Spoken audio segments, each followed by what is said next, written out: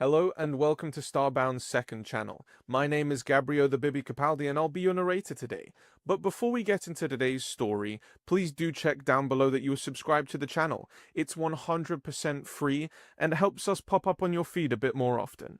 Vrodax's heart pounded as the lander descended toward the first full water world the Federation had ever discovered.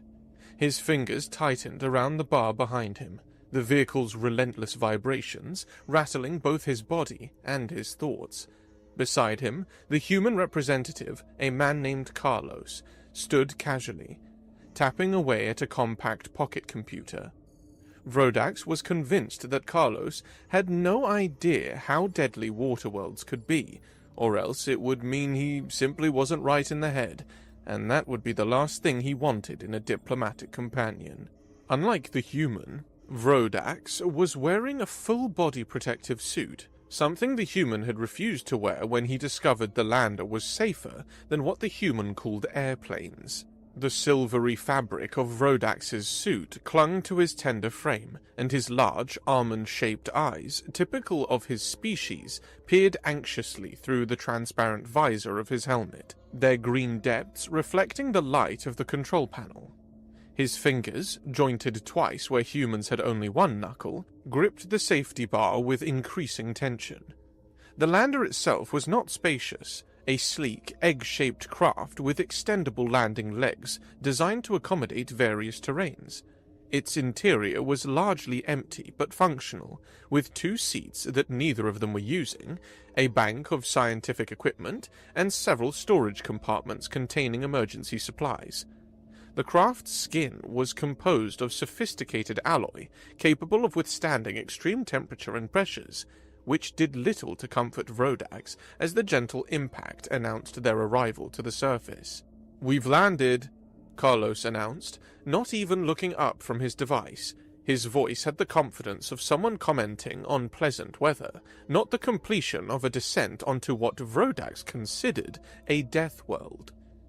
The human slipped the pocket computer into his jacket and stretched his arms overhead, his spine making an alarming series of popping sounds that made Vrodax wince. "Ready to meet the locals?" "I don't understand how you can be so casual about this," Vrodax replied, his translator rendering his language into smooth human speech. He waited a few seconds more, ensuring the lander's long legs had indeed made contact with solid ground before continuing. "Water worlds are death traps. The Federation has classified them as evolutionary dead ends for millennia. There's no surface for making fire, no stable grounds for building, no way to smelt metals. Beings that evolve here would never be able to create a modern civilization, no matter how intelligent they might be. That's simply a fact." "Scaredy cat," Carlos said with a grin, causing Vrodax's translator to emit a series of confused beeps as it struggled to find an equivalent concept. "I don't get how you can't be excited about this. We're meeting an intelligent species that evolved on a water world. Do you have any idea how incredible that is?" Vrodax ignored him and walked toward the tiny viewport, his three-toed feet making soft padding sounds against the metal floor. Outside, the vast water world stretched to the horizon. Countless trees rose from the shallow waters, like slender fingers reaching for the sky, their trunks disappearing into the crystalline blue depths below. Scattered, protruding rocks dotted the landscape like islands in an endless sea, their surfaces bare except for patches of vibrant moss. Water was the dominant feature. 99% of the planet was covered with it, even the continental blocks like the place they had landed. This particular area was below sea level, with water shallow enough to allow trees to grow and bipedal creatures to walk on what passed for land. The yellow star of this system cast long reflections across the surface, creating a hypnotic pattern that momentarily distracted Vrodax from his anxiety. "Come on, let's open this thing up," Carlos urged, already moving toward the control panel for the hatch. "I don't want to just talk about the abyssals, I want to meet them. They're probably way more interesting than you being a scaredy cat anyway." I'm not familiar with this Earth animal, but I assure you, I am being appropriately cautious. Vrodax protested, hurrying to the panel to go through the proper procedures. We need to check the atmosphere for viruses and pathogens first. Then, the previous missions already showed it was safe. Carlos interrupted, his fingers hovering impatiently over the release controls. Your suit will protect you anyway, right? So what's the holdup? Vrodax huffed, the sound muffled by his helmet. You should be wearing protection too. The native microbes could... I can handle a puddle world easily, Carlos said with a dismissive wave. The water's barely knee-deep where we landed. Reluctantly, Vrodax initiated the hatch opening sequence. First, he verified the external pressure and composition readings on the monitor, confirming they matched the projected values. Next, he activated the decontamination field that would sterilize the immediate area around the exit. The control panel emitted a series of soft chimes as each safety protocol was satisfied. A green indicator light illuminated, and Vrodax pressed his palm against the biometric scanner to authorize the final release. We should have a careful and gradual exposure to the environment, Vrodax began, explaining as the hatch slowly hissed open, but Carlos was already pushing past him. The human jumped out with childlike enthusiasm, landing with a splash that sent droplets of water in all directions. Carlos laughed as the clear liquid reached just above his knees, soaking the lower half of his uniform pants. He took a few experimental steps, disturbing the perfectly still surface, and creating ripples that extended outward in concentric circles. "Water's perfect," he called back, turning to face the lander. "Come on, Vrodax. It's not going to bite you." "It's not the water itself I'm concerned about," Vrodax muttered, still hesitating at the hatch. "It's what might be in it." Carlos was now splashing around like a child at play, scooping handfuls of water and letting it run through his fingers. The sight made Vrodax's skin prickle with irritation beneath his protective suit.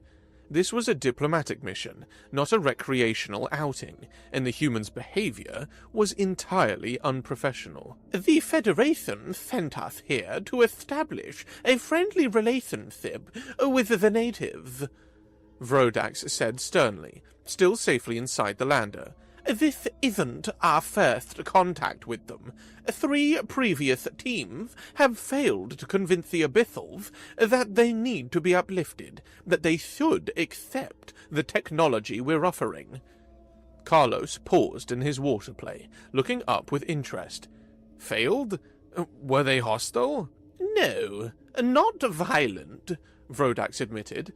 "Just distant. They don't exhibit the typical reverence for advanced technology that's common for primitive species. Usually, less developed beings treat our technology as gifts from the heavens. The Abyssals seem indifferent, which makes things difficult." "Maybe they don't want to be uplifted," Carlos suggested, making air quotes with his fingers, droplets flying from his wet hands. "It's a pity, though. I wonder what they could build if it wasn't for the limitations of their world." Vrodax scoffed. "The galaxy doesn't lack for intelligent species that never reached the stage of industrial revolution. Perhaps humans simply lowered the bar for the level of intelligence required to accomplish such a feat." Carlos laughed rather than taking offense. "Maybe we did. Now are you coming out, or are you going to hide in there all day?" With a resigned sigh, Vrodax finally stepped through the hatch. He hesitated at the edge, then gingerly lowered one foot into the water. The ground beneath felt solid, rocky, not muddy as he had feared. He fully emerged from the lander, his suit's environmental systems automatically adjusting to the external conditions. "Be careful," Carlos warned, suddenly serious. "Some parts are sandy and can give way if you put too much weight on them." Vrodax nodded and took a few cautious steps, the water lapping against his suited ankles. Despite his protective gear, he couldn't help but feel exposed in this alien environment. The trees that grew directly from the shallow waters were unlike anything on his homeworld. Their trunks were smooth and pale, almost white, with a waxy coating that presumably helped them resist water damage. Their branches spread wide near the top, creating a canopy of broad leaves that shimmered in a variety of colors when they caught the sunlight. "Look at that!" Carlos whispered, pointing toward one of the nearby trees. Vrodax followed his gaze and noticed something strange. Small, bioluminescent fish were swimming out of holes in the submerged portion of the tree trunk, rather than from the water itself. They glowed with a warm yellow light, creating ethereal patterns as they darted between the trees. "Fascinating," Vrodax admitted reluctantly. "The trees must have a symbiotic relationship with the fish. Perhaps they provide shelter, while the fish—" His scientific observation was cut short as movement in the distance caught his attention. Several figures were approaching through the trees, moving with fluid grace through the shallow waters. Vrodax tensed, his hand instinctively moving to the emergency beacon of his belt. The abyssals surrounded them within moments, bipedal creatures with distinctive aquatic features. Their skin was a pale blue-green, slick with what appeared to be a protective mucus layer that glistened in the sunlight. Long, powerful tails extended behind them, sweeping just beneath the water's surface to aid their balance and propulsion. Their faces were soft-featured, with a wide pair of eyes adapted to underwater vision, and atop their heads grew thick hair like tendrils, coated in a gel-like substance. Their fingers were webbed, and subtle gill slits pulsed gently along the sides of their necks. Two of them approached the visitors directly, one male and one female, judging by their proportions. The male spoke first, his voice surprisingly melodic despite the harsh consonants of their language. "I am Anar." The translator at Vrodax's belt captured his voice. "This is Azira. You are more visitors from the stars?" "Yes," Vrodax responded formally, ready to launch into his pre-prepared speech about the tech transfer program. "I am Vrodax, diplomatic representative of the Galactic Federation, and this is—" "Carlos, human, Earth." Carlos interrupted, splashing forward with an extended hand. When the abyssals looked confused by the gesture, he smoothly transitioned to a respectful bow instead. "Thank you for allowing us onto your world." Ahar regarded them with wide, unblinking eyes.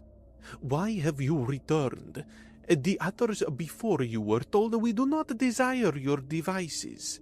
"We hoped to better understand your way of life," Carlos said before Vrodax could respond. "How do you hunt? What do you eat? How have you adapted to living in this beautiful water world?" Vrodax shot Carlos an annoyed glance. "That's not why we're here. We're supposed to explain the next phase of the tech transfer program and—" "I'm curious," Carlos continued, ignoring Vrodax completely. "Your people must have developed fascinating techniques to thrive here." After some hesitation, Zira spoke, her voice lighter with a bubbling quality that the translator struggled to accurately convert. "We grow many plants beneath the waters and on the surface. We have for many generations." "You have agriculture?"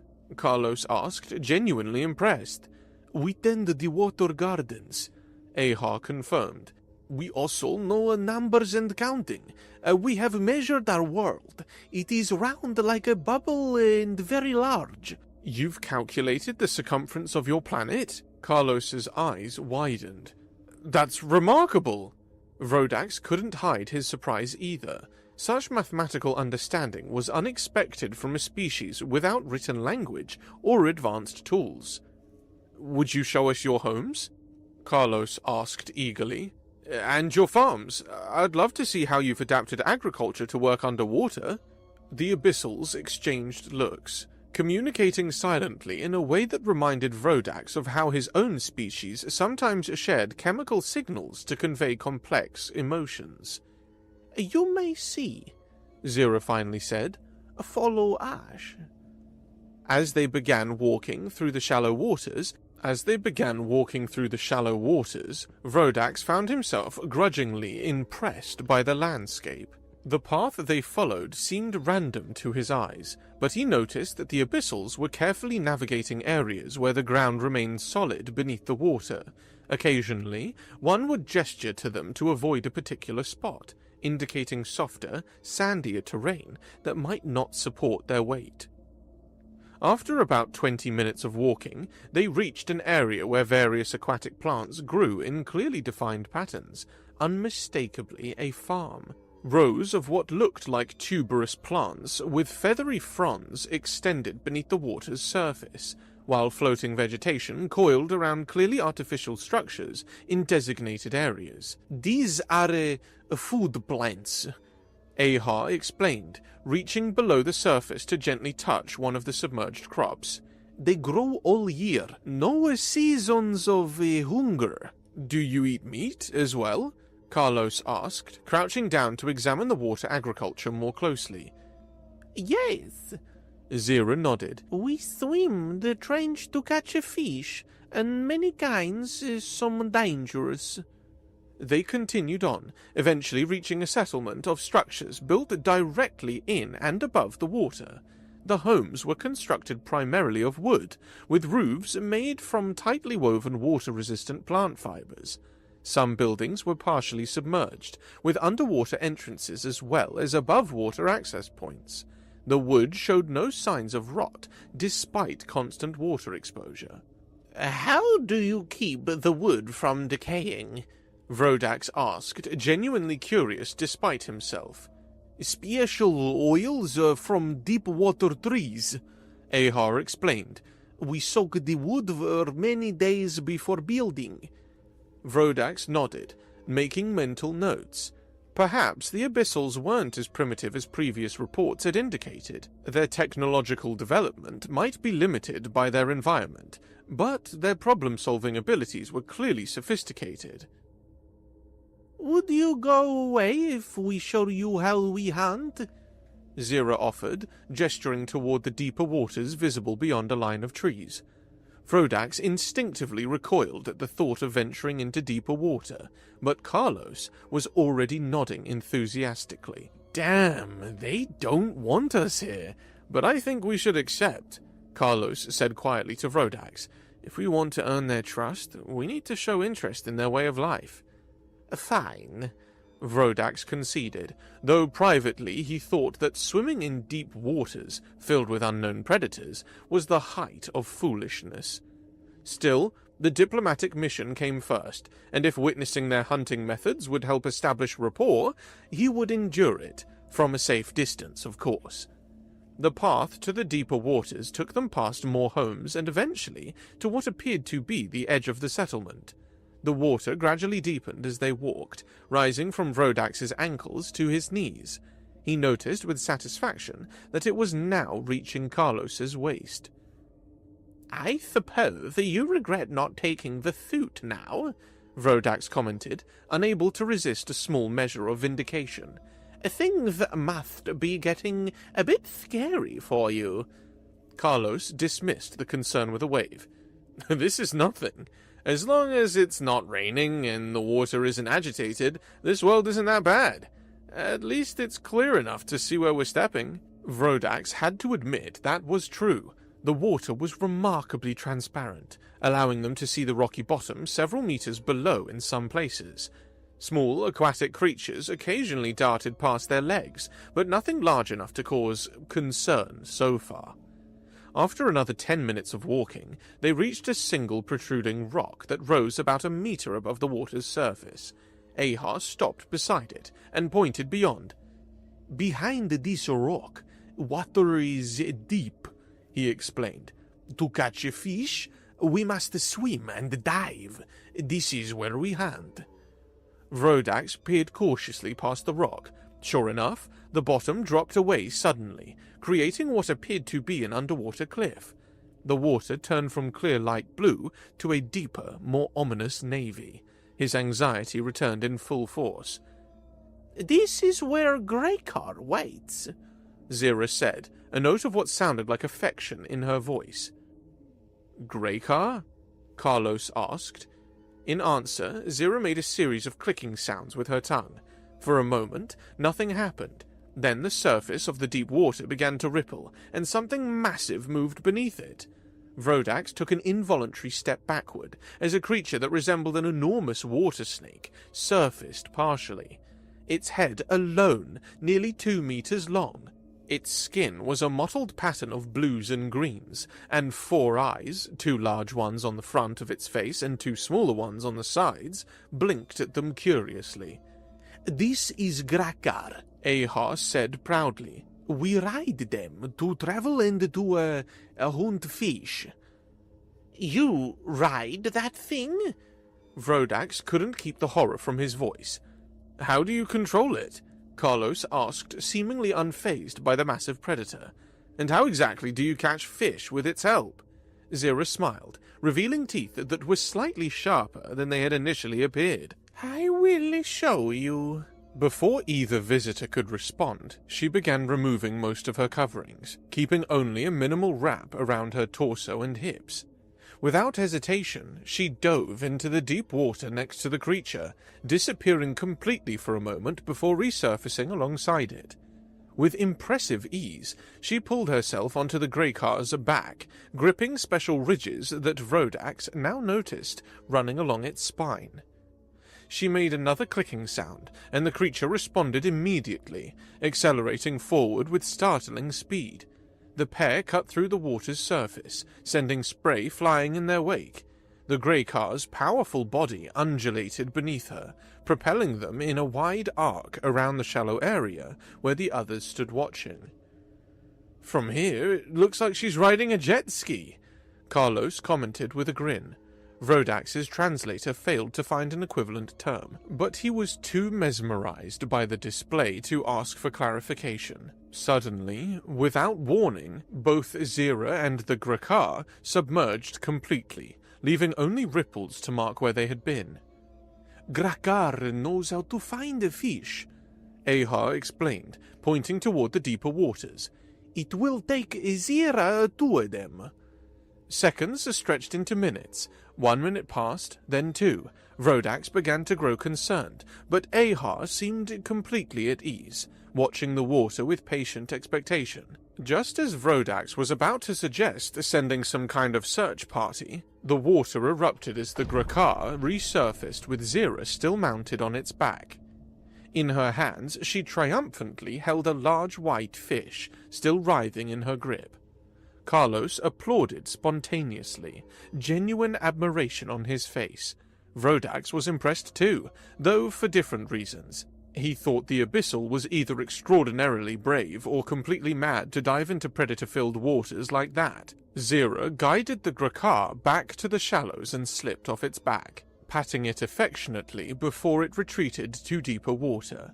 She waded toward them, still carrying her prize. "Now we have answered your questions and shown our world," she said, her tone suddenly formal. "You may return to your ship and your planet." Vrodax blinked in surprise. "But we haven't discussed the technology transfer program yet. The Federation is offering medicine, modern agriculture techniques, energy production." "We don't need these things," Ahar interrupted firmly. "But you don't understand," Vrodax persisted, his frustration mounting. "Your quality of life could improve exponentially. Your life expectancy would double. You wouldn't need to risk your lives hunting in dangerous waters.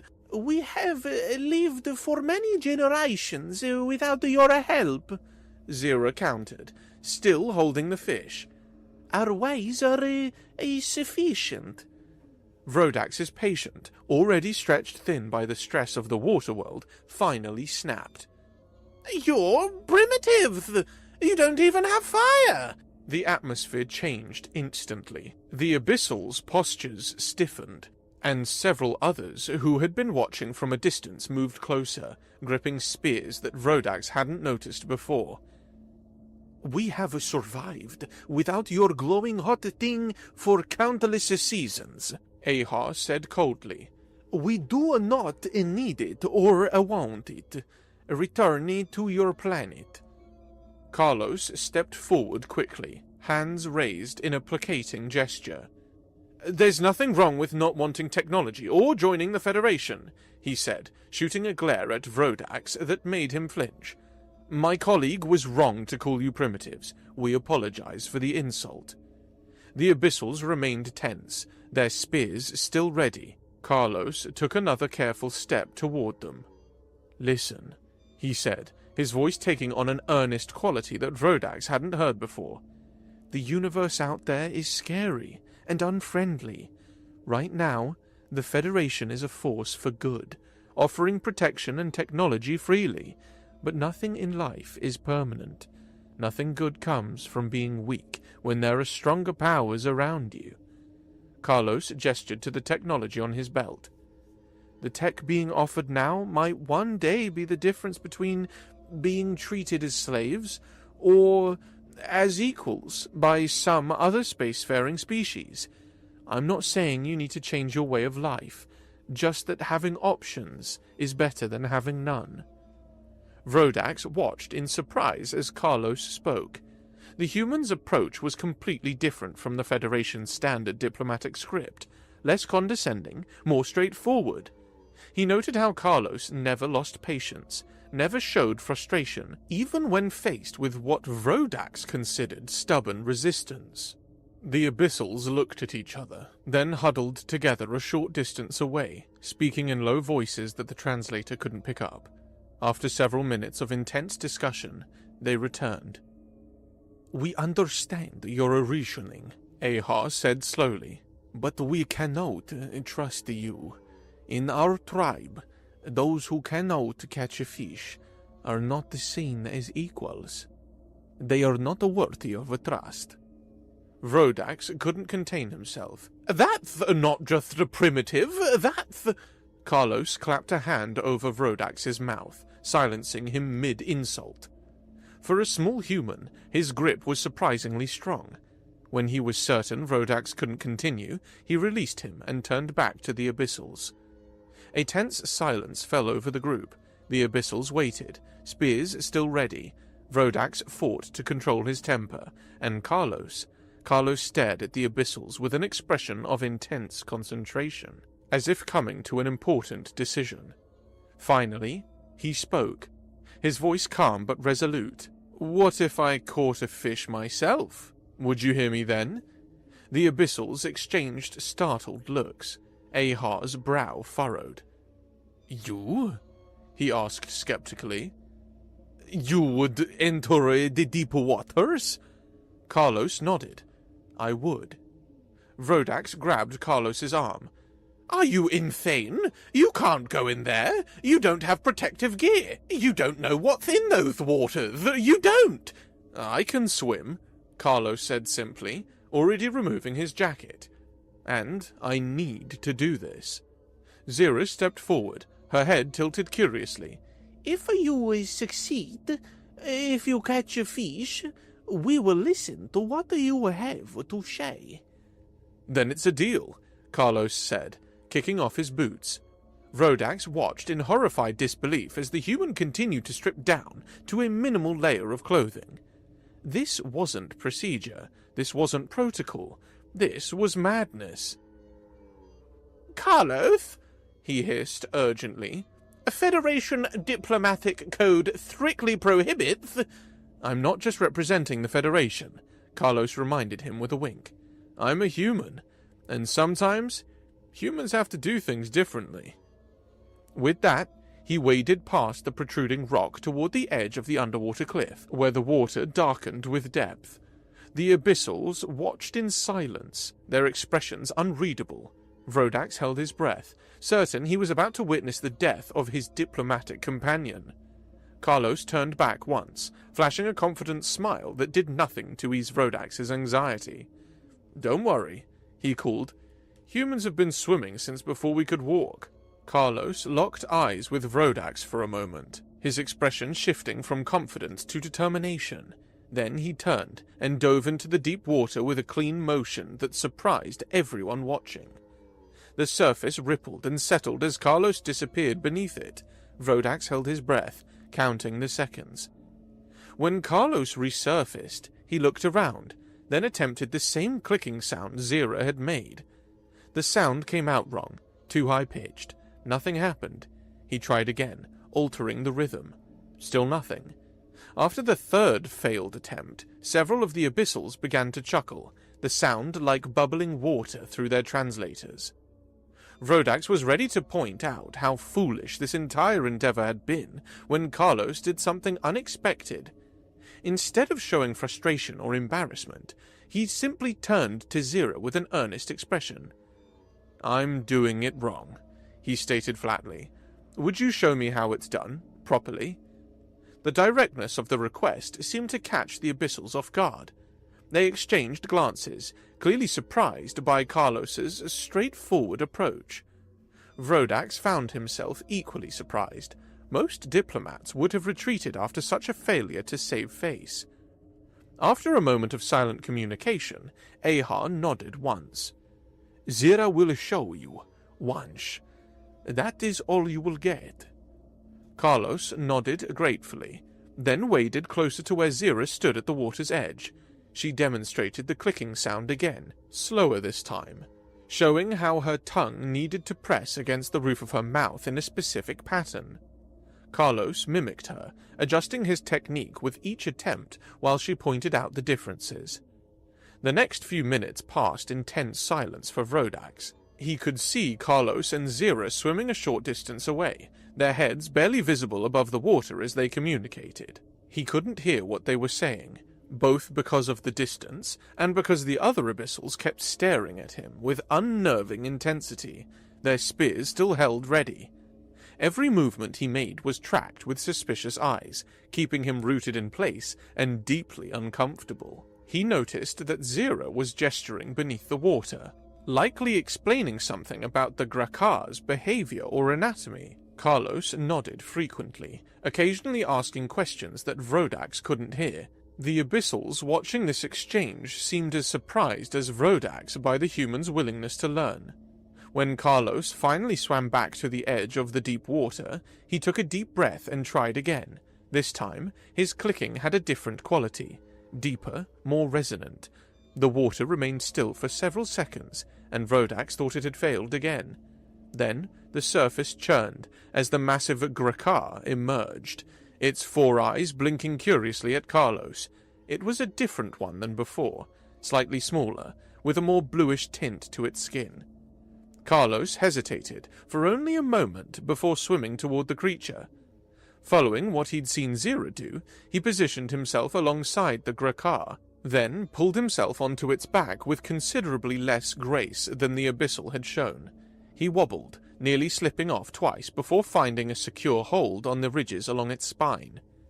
He made another clicking sound, different from the summoning call, and the Grakar responded, accelerating forward in a wide arc. Carlos clung to it, his movements clumsy but determined. Vrodax could see the human's white-knuckled grip, even from a distance, as he fought to stay mounted on the rapidly moving creature. Then, without warning, both Carlos and the Grakar vanished beneath the surface. The water closed over them, leaving only ripples to mark their passage. Vrodax felt his heart beating frantically against his ribcage. 1 minute passed, then 2. The abyssals stood calmly watching the water, but Vrodax grew increasingly agitated. "He can't breathe underwater!" he finally blurted out, unable to contain his concern any longer. "Humans can't! He needs air!" Ahar turned to him, expression unreadable. "He made his choice." "But he'll drown! We need to help him!" Zira said calmly. "If he cannot catch a fish, he is not worthy of trust." Vrodax was about to activate his emergency beacon when the water erupted in a spray of droplets. The Grakar surfaced, with Carlos still clinging to its back. His hair plastered to his forehead and a triumphant grin on his face. In his right hand, he clutched a bright red fish that gleamed like a ruby in the sunlight. The Abyssals murmured among themselves, clearly impressed.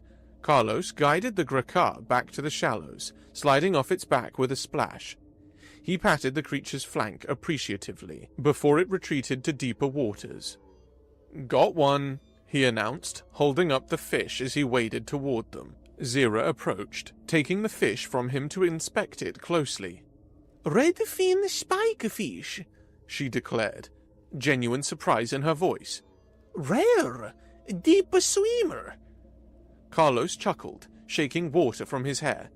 "Pure luck, honestly. They were all slipping through my fingers. This was the only one I managed to hold on to." "So," Vrodax said, stepping forward. "Will you keep your word now? Will you hear what we have to say about the technology transfer program?"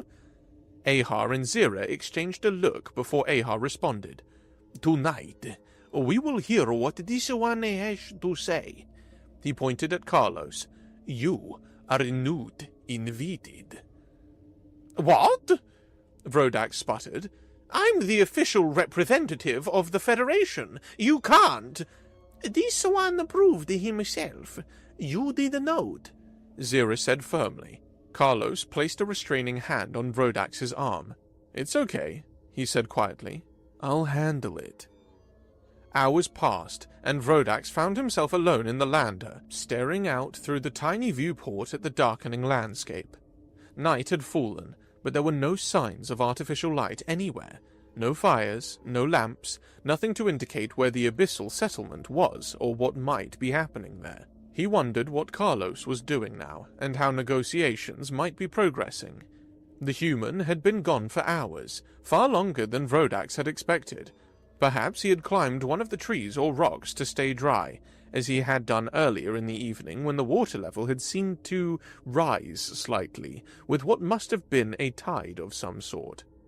The sudden knock on the lander's hatch startled him from his thoughts. When he opened it, Carlos stood there, looking exhausted but satisfied.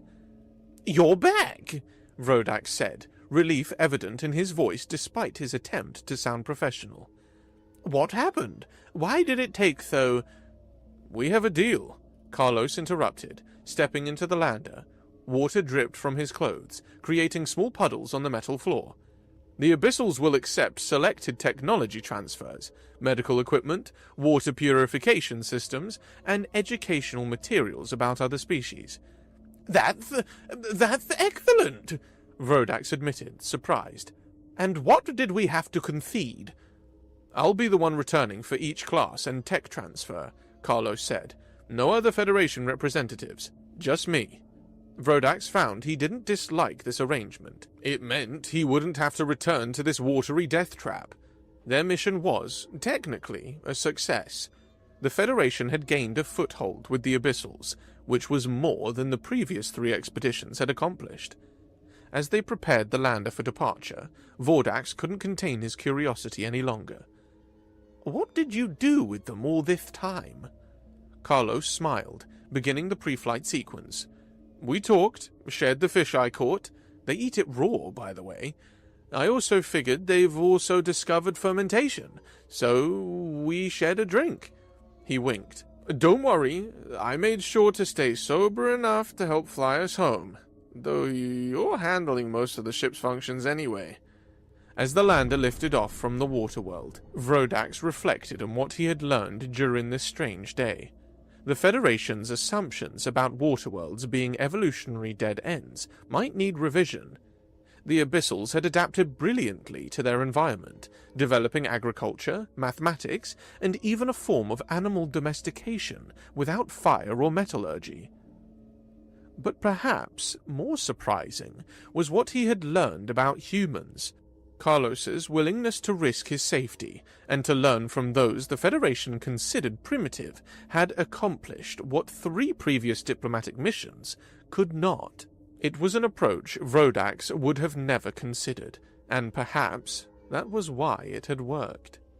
As the blue planet receded below them, Vrodax wondered what other unexpected creatures might be waiting among the stars, and what other assumptions might need to be challenged.